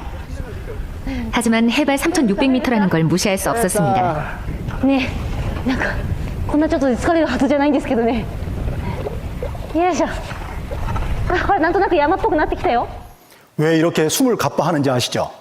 너무나 높은 곳에 위치해 있기 때문에 산소가 부족합니다. 그러니까 사람이 금방 지쳐버리는 거예요. 바다 밑에 있어야 될 그 소금이 왜 산 꼭대기, 그것도 3,700m 높이 가까운 그 높은 산 꼭대기에 있겠습니까? 노아 홍수 심판 때 대격변이 일어난 결과물입니다. 성경에 기록된 노아 홍수 심판은 역사적인 사실이고 그 역사적인 사실을 뒷받침하는 증거 중에 한 가지겠죠? 뿐만 아닙니다. 지금 직사각형으로 보이는 이것들이요, 다 염전입니다. 페루의 마추픽추라고 하는 공중도시거든요. 왜 공중도시라는 이름을 붙였냐면 이 마추픽추는 어디에 있는 어떤 높이에 있는 곳인지를 알아야 이해가 됩니다. 해발 몇 미터요? 3,200m. 이 해발 3,200m에 이런 직사각형으로 된 염전이 있는 거예요. 역시 바다에나 있어야 될 소금이 3,200m 높은 곳에 존재합니다. 왜 그럴까요? 땅을 바다로 덮음같이 산은 오르고 골짜기는 내려갔나이다. 노아 홍수 심판 당시에 있었던 그 지구의 대격변이 이런 놀라운 결과물을 만들어낸 겁니다. 뿐만 아니라 노아 홍수 심판이 역사적인 사실이라는 근거 중에 하나가 또 화석입니다. 이 화석은 갑작스러운 대격변으로 만들어지는 거거든요. 주로 이 화석은요, 무척주 동물이 약 95%를 차지합니다. 왜 움직이는 것들은 화석으로 잘 안 만들어질까요? 갑자기 매몰이 돼야 되거든요. 근데 움직이다 보니까 화석으로 잘 안 만들어지는 거예요. 그래서 제일 많은 화석들이 특히 조개 화석입니다. 움직이지 않고, 생명은 분명히 있지만 움직이지 않고 정체되어 있잖아요. 순간적인 대격변에 의해서 화석으로 만들어집니다. 물론 움직이는 것들도 간혹 가다가 적은 양이기는 하지만 화석으로 만들어져요. 이렇게 전 세계 화석들은 홍수에 의해 빠르게 만들어진 증거들을 보여주고 있다. 동물들이 썩기 전에 빠르게 묻혀서 된 증거가 바로 화석이다. 죽어서 만들어진 증거가 아니에요. 생생하게 지느러미까지, 비늘까지 보존이 되어 있는 화석도 있습니다. 또 물고기를 잡아먹다가 만들어진 화석도 있어요. 이렇게 큰 물고기가 작은 물고기를 잡아먹다가 갑자기 매몰돼서 화석으로 남겨진 겁니다. 다 노아 홍수 사건을 뒷받침하는 객관적인 증거들이에요. 성경은 노아 홍수 심판 또한 엄연한 사실임을 우리에게 보여주십니다. 그렇다면 이 노아 홍수 심판을 통해서 성경에 기록된 내용들이 사실이라는 것을 알 수 있지만 실질적으로 이 노아 홍수 심판을 통해서 우리가 교훈받을 수 있는 내용은 무엇이겠습니까? 이게 진짜 중요하거든요. 노아 홍수 사건을 통해서 성경이 사실이라는 것을 알고 믿는 것도 중요하지만 이 노아 홍수 심판이 이 시대를 살아가는 우리에게 무엇을 교훈하는지를 깨닫는 것은 더 중요합니다. 보세요. 노아 홍수 사건이 우리에게 주는 교훈입니다. 첫 번째가 성경은 사실이라는 것을 우리에게 알려주시죠. 성경이 사실이면 누가 살아계신 걸까요? 하나님입니다.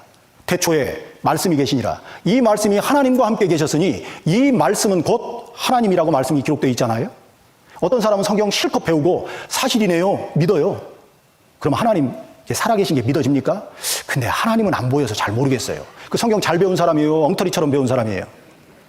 성경이 사실이면 내 눈에 하나님이 보이지 않는다 할지라도 하나님 살아계신 겁니까? 살아계시지 않는 겁니까? 살아계시는 거예요. 왜? 성경은 하나님을 보고 믿을 수 있는 통로가 되기 때문에 그렇습니다. 노아 홍수 사건은 믿을 수 있는 증거가 있어요. 사실입니다. 그 얘기는 하나님은 살아계신다는 사실을 믿을 수 있는 근거가 됩니다. 두 번째는 하나님은 죄를 어떻게 해요? 반드시 심판하십니다. 다섯 번째 날 구체적으로 배우실 거예요. 내 양심은 내 죄를 알고 있죠? 그 죄를 하나님이 어떻게 바라보시는지 다섯 번째 날 구체적으로 배우실 겁니다. 하나님이 노아 홍수 사건을 통해서 우리에게 알려주시는 건 죄를 반드시 심판한다는 사실입니다. 그리고 세 번째 교훈은요. 하나님은 심판 전에 미리 경고하십니다. 구체적으로 말씀은 안 드렸지만 노아 홍수 심판이 있기 전에 하나님은 120년이라고 하는 긴 시간은 유예기간을 주셨어요. 방주에 탈 수 있는 기회도 주었습니다. 그런데 사람들이 먹고 마시고 사고 팔고 장가 들고 시집 가고 있으면서 홍수가 나서 저희를 다 멸하기까지 깨닫지 못하였다라고 기록되어 있습니다. 그 육신의 문제에 붙잡혀서 하나님이 주시는 심판전의 경고를 노아 홍수 당시의 사람들은 무시했습니다. 지금도 마찬가지예요. 어디에서 돈 잘 벌 수 있는 비결 알려준다고 하면요, 빈자리가 없어져요. 그런데 영생 얻어서 천국 가자고 하면 어떻게 말합니까? 너 나가. 죽어서 끝이지 무엇이 있어? 함부로 무시합니다. 정말 어리석은 거예요. 노아 홍수 심판 당시에도 하나님은 심판 전에 미리 경고하셨습니다. 잠언에 기록된 것처럼 슬기로운 자는 재앙을 보면 숨어 피하여도 어리석은 자는 나아가다가 해를 받느니라, 그렇게 말씀하십니다. 이 가운데 참석한 모든 분들 가운데에서는 어리석은 분들이 한 분도 계시면 안 돼요. 제가 보니까 다 지혜로우신 분들이에요. 네 번째 교훈은 뭡니까? 하나님은 심판하시지만 피할 길도 예비하십니다.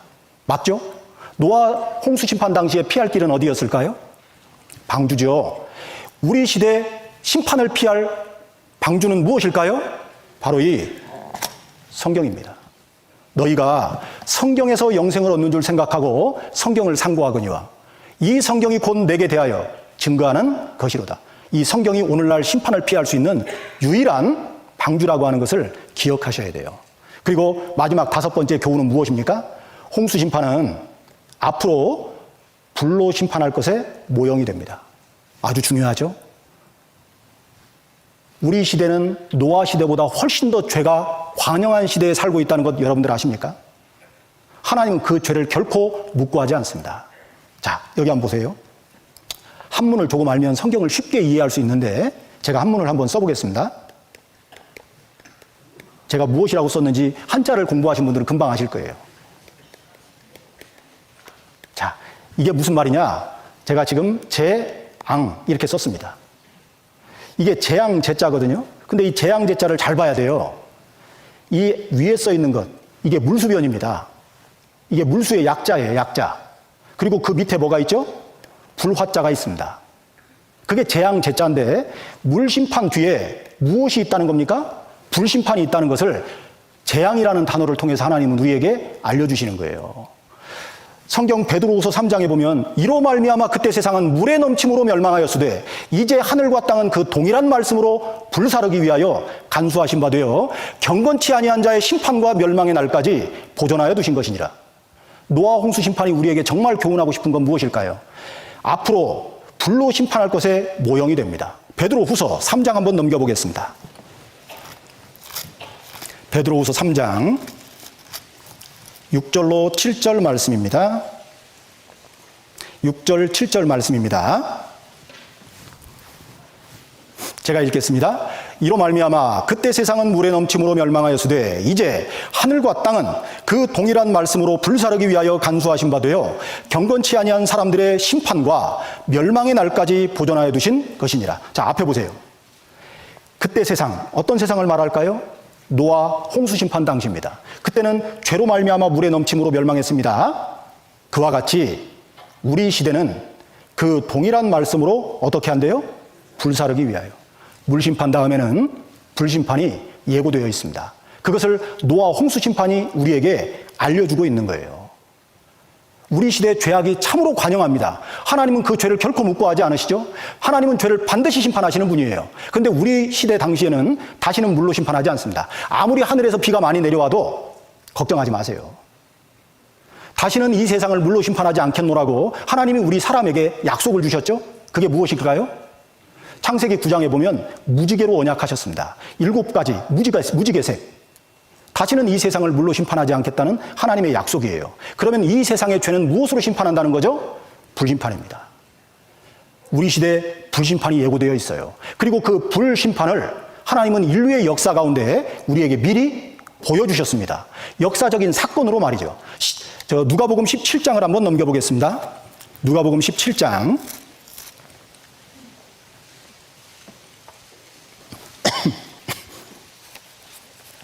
누가복음 17장 26절부터 29절까지를 제가 읽어드리겠습니다. 노아의 때에 된 것과 같이 인자의 때에도 그러하리라. 노아가 방주에 들어가던 날까지 사람들이 먹고 마시고 장가들고 시집가더니 홍수가 나서 저희를 다 멸하였으며 또 롯의 때와 같으리니 사람들이 먹고 마시고 사고 팔고 심고 집을 짓더니 롯이 소돔에서 나가던 날에 하늘로서 불과 유황이 비오듯 하여 저희를 멸하였느니라. 자, 앞에 보겠습니다.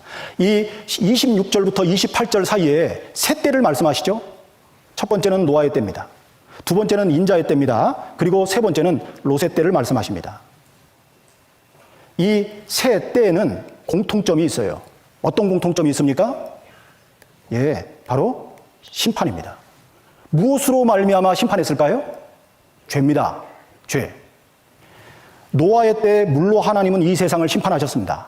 그와 같이 인자의 때에도 그러하리라. 인자의 때, 곧 우리 시대를 이야기합니다. 주님이 이 땅에 다시 오는 그때 하나님은 이 세상을 죄로 말미암아 심판하실 거예요. 무엇으로? 불로요. 그런데 그 불심판이 있을 것을 인류의 역사 가운데 미리 보여주셨습니다. 그때가 언제입니까? 롯의 때예요. 롯의 때 하나님은 불과 유황으로 그 소돔과 고모라를 심판했거든요. 성경은 하나님이 보시는 인류의 역사책입니다. 지금으로부터 약 3,500년 전에 하나님은 인류의 시작점 에덴 동산을 말씀하셨어요. 그리고 노아의 때에 죄로 말미암아 관영한 이 세상을 물로 심판하셨습니다.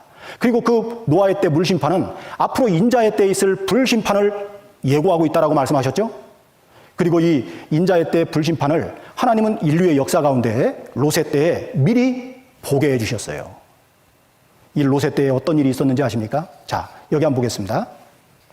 누가복음 17장 29절 우리가 찾은 말씀입니다. 롯이 소돔에서 나가던 날에 하늘로서 불과 유황이 비오듯 하여 저희를 어떻게 했대요? 멸하였느니라. 불과 유황, 불심판이죠. 인자의 때에 대한 실질적인 예고편입니다. 인간 타락의 극치와 하나님의 진노의 불, 소돔과 고모라. 이 소돔과 고모라 지역에 롯이 살았거든요. 이 소돔이라는 뜻이 남색이라는 뜻이에요. 남색이 뭡니까? 동성연애가, 성적인 죄가 아주 팽배한 지역이었습니다. 모든 죄는 몸 밖에 있거니와 음행하는 죄는 자기 몸에 죄를 짓는 것이니라. 그렇게 말씀하시거든요. 그 더럽고 추한 죄를 하나님은 불과 유황으로 심판하셨습니다. 자, 보세요. 이 소돔과 고모라 지역이 역사적으로 다 고증이 됐습니다. 바로 여기가 이스라엘 사해바다인데 사해바다 오른쪽 끝에 소돔과 고모라 지역이 발견됐어요. 고고학자들에 의해서. 그럼 왜 소돔 사람들을 하나님은 심판했습니까? 창세기 13장 13절에 기록된 것처럼 소돔 사람은 악하여 여호와 앞에 보통 죄인이 아니에요. 보통 죄인이. 큰 죄인이었더라. 하나님은 그 죄를 반드시 심판하십니다. 그래서 하나님은 창세기 19장 23절로 24절에 롯이 소알에 들어갈 때 해가 돋았더라. 여호와께서 하늘 곧 여호와에게로서 유황과 불을 무엇처럼요? 비처럼. 하늘에서 비가 내리는 것처럼 유황과 불이 소돔과 고모라에 쏟아진 겁니다. 그래서 잿더미를 만들어버렸어요. 이렇게 말이죠. 이 롯과 두 딸을 하나님은 이끌어내셨습니다. 왜? 의인이었기 때문에 그랬어요.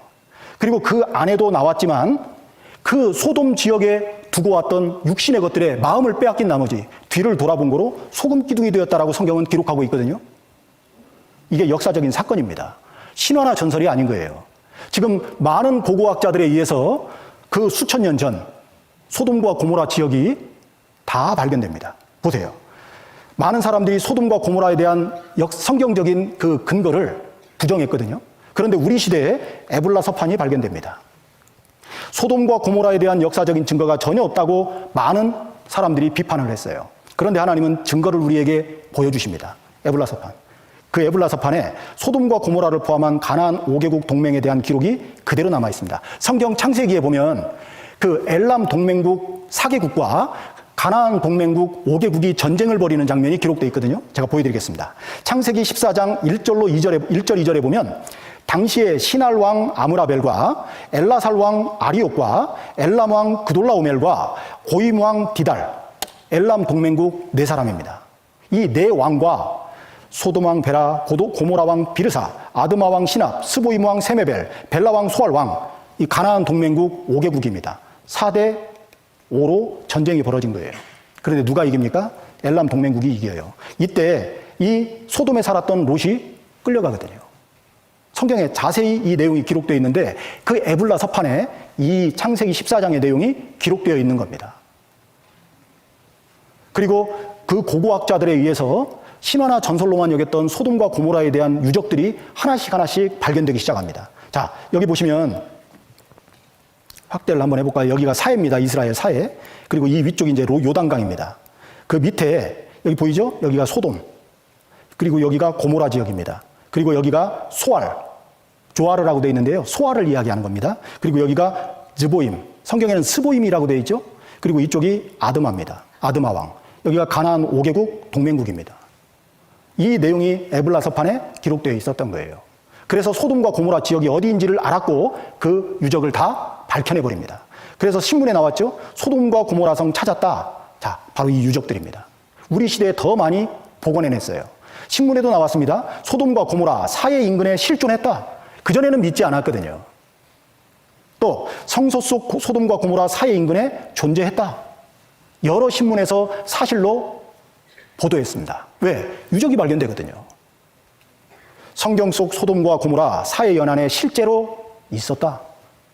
모든 것이, 성경의 모든 내용은 역사적인 사실입니다. 자, 많은 사람들이 그 소돔과 고모라 지역이 어디인지 알았기 때문에 그 땅 밑에 감추어진 유적들을 하나씩 다 발견해냅니다. 증거들이요, 얼마나 많이 있는지 몰라요. 그리고 이 지역에서만 볼 수 있는 특별한 것이 있습니다. 보세요. 지금 돌 속에 박혀 있죠? 이게 무엇이냐면 하나님이 소돔과 고모라 지역을 불과 유황으로 심판했습니다. 그런데 이 소돔과 고모라 지역에서만 볼 수 있는 유황 덩어리입니다. 지금도 발견한 유황을 불을 붙이잖아요? 불이 붙는 거예요. 왜 붙는지 아십니까? 이 유황의 함유량이 거의 100%에 가깝기 때문에 그렇습니다. 이 지구상에서는 존재하지 않는 유황들입니다. 보세요. 지금 여기에 이렇게 박혀 있죠? 그 지역에만 볼 수 있는 유황들입니다. 자, 이렇게 유황을 찾아서 불을 붙이면 지금도 붙어요. 얼마나 놀랍습니까? 많은 사람들은 이런 유황을 보면서 이거 화산이 폭발해서 만들어진 거다. 성경을 안 믿으려고 하니까요, 온갖 방법을 다 동원합니다. 그 믿기 싫어하는 마음이 인간의 마음속에는 있거든요. 이렇게 불이 잘 붙으니까 이거 유황이 만들어진 건 화산이 폭발해서 만들어진 것 아니냐, 그렇게 또 따져 물어요. 그런데 보세요. 색깔부터가 다릅니다. 화이트 서퍼 그랬죠? 고모라 지역에서 발견된 흰색 유황입니다. 그런데 이 지열이 아주 극심한 지역에서 발견되는, 자연스럽게 발견되는 유황의 색은 노란색을 띱니다. 색깔 자체가 달라요. 그리고 특히 이 화산이 폭발해서 만들어지는 유황을 얼마만큼 그 유황을 포함하고 있는지를 성분을 확인해 보니까요, 맥시멈이 몇 퍼센트라고 써 있습니까? 40%. 화산이 폭발해서 만들어진 유황도 그 유황 함유량이 약 40%밖에는 안 되는 거예요. 그런데 소돔과 고모라 지역에서 발견되는 유황의 함유량은요, 엄청납니다. 잘 보세요. 98.4%, 거의 100% 순수 유황인 겁니다. 그래서 지금도 발견되는 유황에 불을 붙이면 불이 붙는 거예요.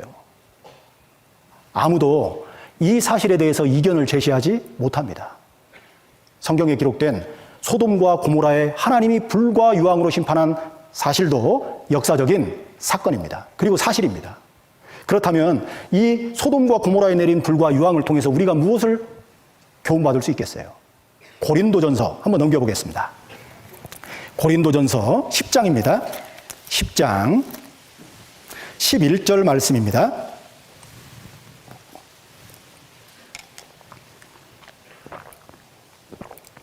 10장 11절 제가 읽겠습니다. 저희에게 당한 이런 일이 거울이 되고 또한 말세를 만난 우리의 경계로 기록하였느니라. 중요한 두 개의 단어가 11절 말씀에 기록되어 있죠. 거울과 경계라고 기록되어 있습니다.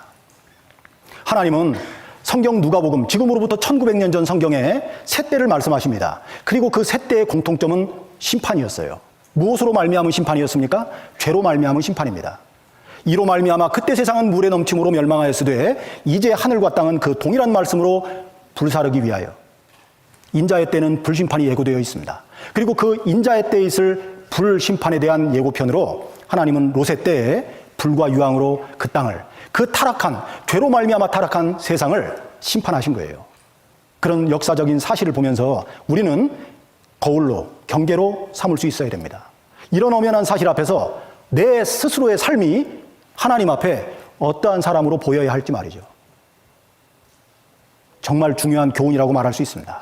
그래서 성경은 지금 하나님이 보시는 인류의 역사책이라고 말씀을 드렸고, 이 세 때를 통해서 인자의 때에 어떤 일이 있을 것을 우리는 교훈받을 수 있어요. 마지막 불심판에 대한 예언이 성경에 기록되어 있습니다. 성경은 이전 일에 어떠한 것을 에덴 동산, 노아 홍수 사건, 그리고 소돔과 고모라를 통해서 우리에게 보여주실 뿐만 아니라 장차 당할 일, 인자의 때, 앞으로 죄로 말미암아 이 땅이 어떻게 하나님의 심판 아래 놓여 있는지를 말씀하고 계시는 거예요. 장차 당할 일을 우리에게 진술하라. 또 이전 일에 어떠한 것을 고하라. 그렇게 말씀하셨잖아요. 성경에는 마지막 불심판에 대한 예언을 말씀하십니다. BC 2500년, 지금으로부터 약 4500년 전 노아의 때 세상의 죄악이 관영함으로 말미암아 하나님은 전 세계를 물로 심판하셨습니다. 그 노아의 때 있을 전 세계적인 물 심판은 바로 인자의 때, 앞으로 있을 심판의 날에 대한 예고편이죠. 어떤 예고편입니까? 불로 이 세상을 심판할 것에 대한 예고편이에요. 물론 그 인자의 때가 언제인지는 물음표입니다. 그날을 아무도 모른다라고 성경에 기록되어 있죠. 아들도 모르고 하늘의 천사들도 모르고 오직 아버지만 아시느니라. 그날 안다라고 주장하는 사람들은요, 다 이단이라고 보시면 됩니다. 아무도 모르는 거예요. 하지만 언제인지 모르지만 주님께서 이 땅에 심판의 왕으로 오셔서 죄악된 이 세상을 불로 심판할 것은 자명합니다. 왜? 말씀대로 이루어지게 되어 있기 때문에 그래요. 그리고 인자의 때 불심판이 있을 것을 하나님은 롯의 때에 그 소돔과 고모라를 불로 심판하심으로 말미암아 우리에게 미리 보여주신 거예요. 그리고 성경은 더 놀랍게도 지금으로부터 약 1900년 전에 요한계시록이라고 하는 성경에 인자의 때 어떻게 불심판이 있을 것을 구체적으로 우리에게 예언하고 계십니다. 자, 보세요. 성경은 하나님이 보시는 인류의 역사책입니다. 우리는 지금 3500년 전에 기록된 창세기를 통해서 이전 일에 어떠한 것을 확인했습니다. 그리고 1900년 전 기록된 누가복음을 통해서 새 때에 대한 심판을 공부하고 있거든요. 그런데 그 인자의 때에 있을 불심판을 요한계시록, 지금으로부터 약 1900년 전 성경인 요한계시록에서 자세히 기록하고 있습니다. 자, 마지막 시간은 이 부분만 살펴보고 마치겠습니다. 누가복음 17장 26절을 보면 노아의 때에 된 것과 같이 인자의 때에도 그러하리라. 정말 무게 있게 이 말씀을 받아야 됩니다. 노아의 때에 된 것과 같이 인자의 때에도 그러하리라. 정말로 그러합니다. 어떻게 해요? 하나님의 불심판으로 말이죠. 성경 요한계시록 한번 직접 찾아보겠습니다. 9장입니다. 요한계시록 9장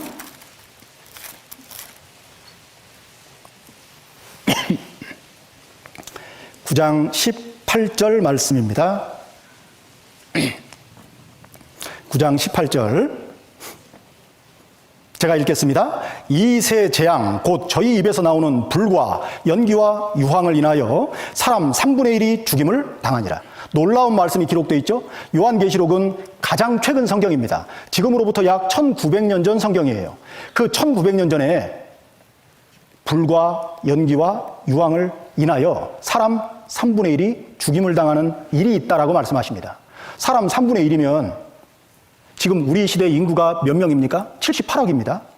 80억 잡고 83, 24. 24억에 가까운 사람들이 순식간에 죽임을 당할 수 있는 일이 벌어진다는 거예요. 무엇으로 말미암아? 불과 연기와 유황. 이것은 분명히 핵전이 일어났을 때를 우리가 연상할 수 있도록 알려주는 말씀입니다. 불과 연기와 유황. 핵이 터지면은요, 연쇄적으로 불, 연기, 유황이 나타납니다. 어떻게 25억에 가까운 인구가 순식간에 죽임을 당하겠습니까? 총으로 쏘고 칼로 죽여서 순식간에 그렇게 죽일 수가 없습니다. 스바냐서 1장 3절에 보면 내가 사람과 짐승을 진멸하고 공중의 새와 바다의 고기와 거치게 하는 것과 악인들을 아울러 진멸할 것이라. 노아 홍수 심판 당시에는 물로 이 세상을 심판했기 때문에 바다의 고기는 살아남았습니다. 그런데 우리 시대 인자의 때에 있을 심판은, 그 불심판은 바다의 고기까지도 진멸합니다. 그 뜨거운 불 앞에서 살아남을 수 있는 것은 없는 거예요. 그래서 베드로후서 3장 10절에도 보면 그러나 주의 날이 언제입니까? 인자의 때입니다. 그 세 때 중에 한 때인 인자의 때, 주의 날이 도적같이 오리니 그 날에는 하늘이 큰 소리로 떠나가고 체질이 뭘까요? 영어에 보면 엘레먼트, 기본 요소, 원소라고 되어 있습니다. 그 대기 중에 있는 원소들이요, 뜨거운 불에 어떻게 해요? 풀어진다라고 기록되어 있습니다. 이 원소가 다 해체되는 뜨거운 열기가 무엇으로 말미암아 얻어지는지 아세요? 바로 핵전입니다. 인간이 만들어 놓은 그 핵이 인류를 절멸시킬 거예요. 보세요. 핵이 터지게 되면 불과 연기와 유황입니다. 이 초열 지옥이 되는 거예요. 살아남을 수 있는 것이 없습니다. 시편 11편 6절에도 보면 지금으로부터 3000년 전 성경이죠. 악인에게 그물을 내려치시리니 불과 유황과 태우는 바람. 다 핵이 터진 이후에 나타나는 상황들입니다. 불과 유황과 태우는 바람. 또 요한계시록 찾았으니까 9장 그 앞에 15절도 한번 보겠습니다. 15절에 보면 핵이 터지면 어떤 일이 벌어지는지를 짤막하게 말씀하셨죠? 내 천사가 놓였으니 그들은 그 연, 월, 일, 시에 이르러 사람 3분의 1을 죽이기로 예비한 자들이더라. 자, 보세요. 내 천사가 놓였으니 그들은 그 연, 몇 년, 몇 월, 며칠, 몇 시. 그건 비밀입니다. 하나님의 주관 아래에 있는 거예요. 하지만 그 연, 월, 일시도 감춰져 있고 연, 월, 일시라는 것은 전 세계가 동시에 사람 3분의 1을 죽이기로 예비한 자들. 어떻게 사람이 동시에 3분의 1, 24억의 인구가 순식간에 죽임을 당하겠습니까? 그렇게 사람을 살상할 수 있는 무기는 핵밖에 없는 겁니다. 이 핵이 터지면 정말 동시다발적으로 순식간에 사람이 죽을 거예요. 얼마나 무서운 마지막 전 세계적인 불심판이 예고되어 있는지 모릅니다. 우리 시대 노아 당시보다 훨씬 더 죄악이 관영합니다. 하나님은 그 죄를 반드시 심판합니다. 그리고 그 심판의 방법은 불이에요, 불. 불사르기 위하여 간수하신 바 돼요. 핵이 터지면 그 연, 월, 일시 동시에 사람 3분의 1이 죽임을 당합니다. 보세요. 우리 시대 지금 차르본바라고 하는 엄청난 대량 살상 무기가 만들어져 있어요. 이미 우리 역사 가운데에서는 이 핵이 얼마나 큰 위력을 가지고 있는지 알고 있죠. 일본의 히로시마라고 하는 곳, 그리고 나가사키라고 하는 곳에 핵무기가 떨어졌었잖아요. 히로시마에는 리틀보이라는 핵무기가 떨어졌고, 나가사키에는 팩맨이라고 하는, 이 미국 사람들은요, 핵무기에도 이름을 붙여요. 그래서 결국 그 일본이 패전을 선언합니다. 그게 간단하게 볼 수 있는 핵무기의 위력이잖아요. 그런데 그 나가사키 팩맨에 떨어졌던 원자폭탄의 위력이 21킬로톤이래요. 그런데 지금 우리 시대에는 5만 킬로톤입니다. 이게 몇 배입니까? 이 차르본바라고 하는 핵무기는요, 소련의 후르시초프라고 하는 서기장이 소련을 지배할 때 만들어진 핵무기라고 합니다. 이것을 먼 무인도에서 실험을 했는데요. 그 위력이 얼마나 대단했냐면 100km 떨어진 사람이 3도 화상을 입을 만큼의 엄청난 위력이었답니다. 지진파가요, 지구를 돌았는데 3바퀴를 돌았대요. 그 핵실험을 시행한 장소로부터 약 900km 떨어진 핀란드의 건물의 창문이 깨졌답니다. 그 위력이 얼마나 대단한지요. 폭격기가 낙하산에 매달아서 떨어뜨려 놔야 돼요. 왜 낙하산에 매달까요? 떨어뜨린 폭격기의 조종사도 살아야 되잖아요. 천천히 떨어져야 빨리 도망가죠. 얼마나 엄청난 위력을 가지고 있는지 모릅니다. 정말 이 핵무기가 터지면 사람이 연, 월, 일시에 3분의 1이 죽임을 당합니다. 그 이상 죽임을 당할 수도 있어요. 보세요. 순식간에 사람이 서 있을 때 녹아버리죠? 너무나 고열이기 때문에 그렇습니다. 이렇게 사람이 서 있는데, 살아있는데 그 살이 썩습니다. 눈이 그 구멍 속에서 썩어요. 혀가 그 입 속에서 썩는다라고 기록되어 있죠? 구약성경 스가랴서를 한번 보겠습니다. 스가랴서 14장을 한번 넘겨보겠습니다. 14장 12절 말씀입니다. 구약성경 1325페이지고요. 화면을 보셔도 좋겠습니다. 자, 제가 읽어드리겠습니다. 예루살렘을 친 모든 백성에게 여호와께서 내리실 재앙이 이러하니 곧 섰을 때 그 살이 썩으며 그 눈이 구멍 속에서 썩으며 그 혀가 입 속에서 썩을 것이요. 자, 여기 한번 보세요. 하나님께서 내리실 재앙, 여기도 재앙이라는 말이 나오죠. 곧 섰을 때입니다. 아니, 사람이 어떻게 서 있는데, 살아있는데 썩겠어요. 죽어야 살이 썩잖아요. 근데 살아있을 때 그 살이 썩습니다. 그리고 그 눈이 구멍 속에서 썩고 그 혀가 입 속에서 썩습니다. 왜 눈부터 썩냐? 물기가 있는 곳부터 녹아내리기 시작합니다. 눈에는 눈물샘이 있죠? 입에는 침샘이 있습니다. 그래서 물기가 있는 곳부터 그 핵의 놀라운 뜨거운 열기가 녹여버리는 거예요. 사람이 이렇게 섰을 때 살이 썩고 눈이 구멍 속에서 썩고 혀가 입 속에서 썩을 수 있는 그런 무기는 핵밖에 없습니다.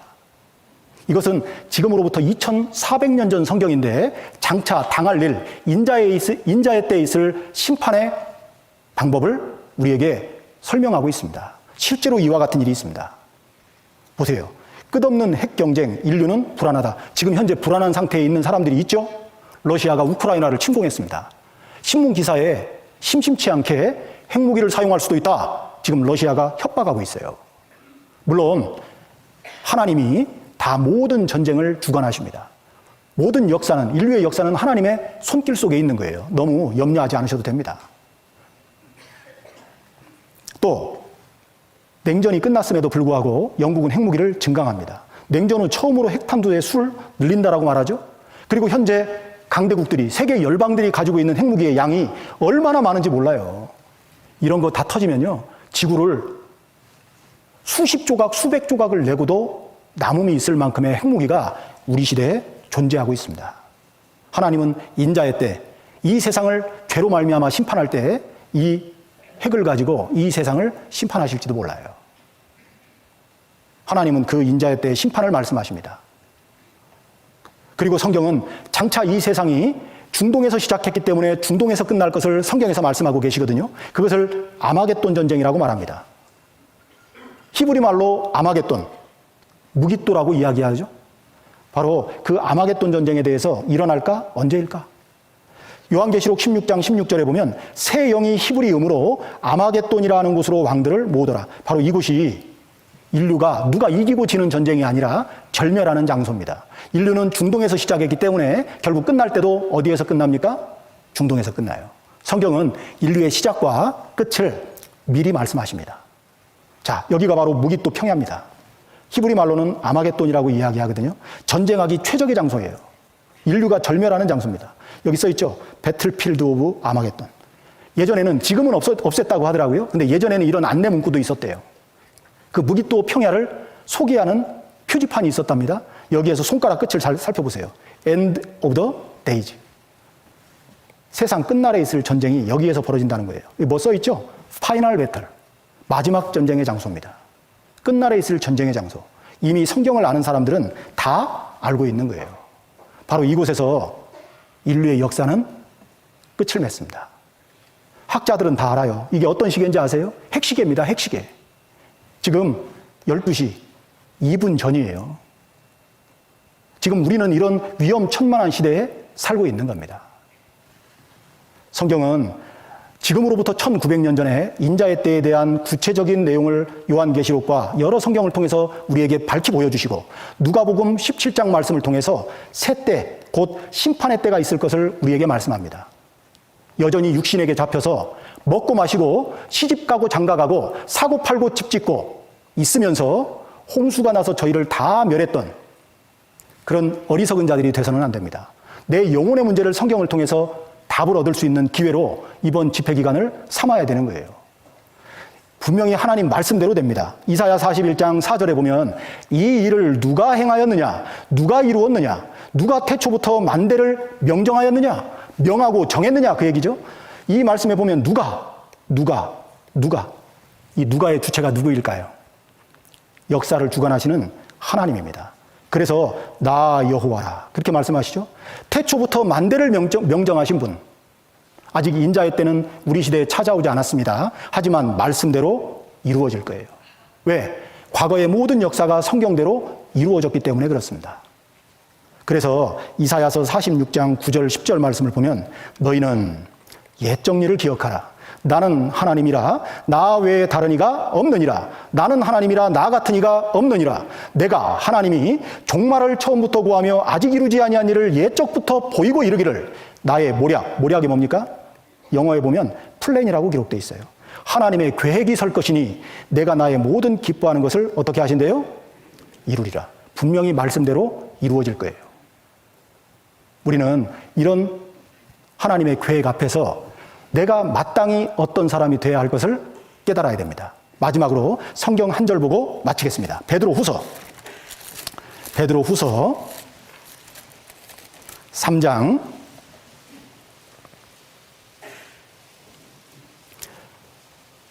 10절 11절 말씀입니다. 10절 11절 제가 읽겠습니다. 그러나 주의 날이 도적같이 오리니 그날에는 하늘이 큰 소리로 떠나가고 체질이 뜨거운 물에 풀어지고 땅과 그 중에 있는 모든 일이 드러나리로다. 이 모든 것이 이렇게 풀어지리니 너희가 어떠한 사람이 되어야 마땅하냐. 하나님은 우리에게 말씀하십니다. 이 모든 것이 이렇게 풀어지리니 너희가 어떠한 사람이 되어야 마땅하냐. 여전히 육신에 붙잡혀서 이 먹고 사는 문제에 붙잡혀서 내 영혼이 이뤄지는 선택을 할지 아니면 더 중요한 영혼의 문제를 위해서 이번 한 주간 하나님 말씀 앞에 겸손하게 나올지 우리는 선택해야 됩니다.